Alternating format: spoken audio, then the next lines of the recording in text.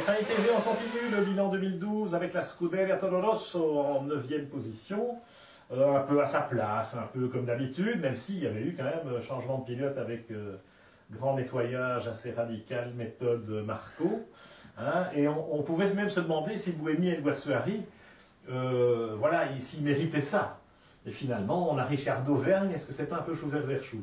Bon, c'est clair que Buemi et Alguersuari ne méritaient pas ça. Ils ont tous les deux leur place en Formule 1, mais c'est un peu dans la logique de Toro Rosso, de Helmut Marko et de Red Bull, de se dire, voilà, il faut du sang neuf constamment.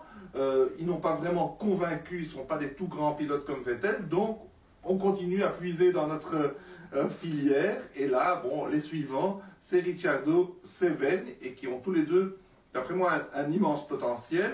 D'après moi, Ricciardo un peu plus que Vergne, mais ça reste à voir. Maintenant, les deux rookies, ce sont des débutants, ont été desservis par une voiture qui n'était pas très bien née. Et ça, c'était un peu dommage, et c'est pour ça que je pense que l'année prochaine, on aura vraiment l'occasion de voir les progrès de ces deux pilotes. Il mérite effectivement une deuxième saison, c'est le moins qu'on puisse dire. Cela dit, qu'est-ce que tu en penses, Grégory, entre Ricciardo et Vergne? Est-ce qu'on peut dire match nul cette année?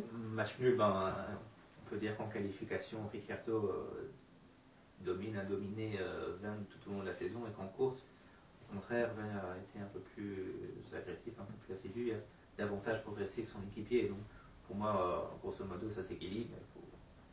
Il faut se rappeler que les points ils sont donnés le dimanche en course. Et Jean-Éric, c'est quand même aussi une personnalité, c'est un pilote très jeune pour la Formule 1 française. Est-ce que c'est une star de demain? Difficile à dire. En tout cas, c'est certainement pas un très mauvais pilote s'il est là et qu'il a le soutien d'Helmut Marko et de Red Bull. Donc, et en tout cas, c'est bien pour le sport automobile français d'avoir de bons pilotes français avec Romain Grosjean et Charles Pic, peut-être Jules Bianchi en Formule 1. Alfredo, qu'est-ce que tu penses de cette petite squadra de Faenza, hein, qui est finalement l'équipe Minardi à l'origine? Il y a quand même eu pas mal de changements ces dernières années, puisqu'il a fallu redevenir quelque part constructeur. Ils ont mis Giorgio Ascanelli à pied là au milieu de la saison.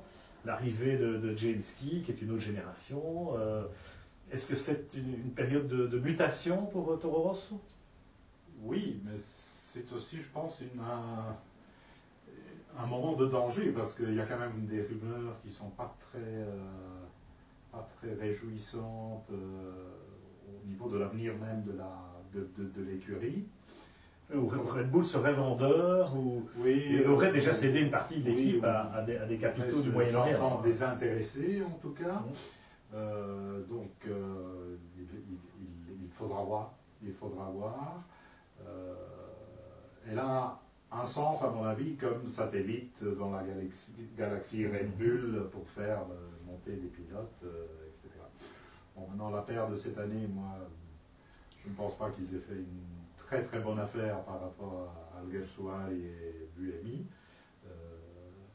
C'eût été mieux pour l'écurie de les garder, mais bon, on va voir, et puis on n'est pas à l'abri de surprises. Hein. Attendons mi-décembre comme l'année dernière, et peut-être on aura la Costa. Oui, même s'ils ont été confirmés pour une deuxième saison, hein, officiellement, mais c'est vrai qu'à Félix Antonio da Costa, le portugais, hein, qui est, et ça a toujours été le système Red Bull, hein, c'est d'avoir un pilote qui arrive et qui met les autres sous pression. À la limite, ils vont peut-être le faire rouler un peu le vendredi matin, en tout cas il sera en World Series Renault, et puis prêt à bondir au cas où un des deux titulaires marquait un peu le pas. Voilà ce qu'on peut dire de la Scuderia Toro Rosso en 2012, et en repartant pour un tour avec les mêmes en 2013.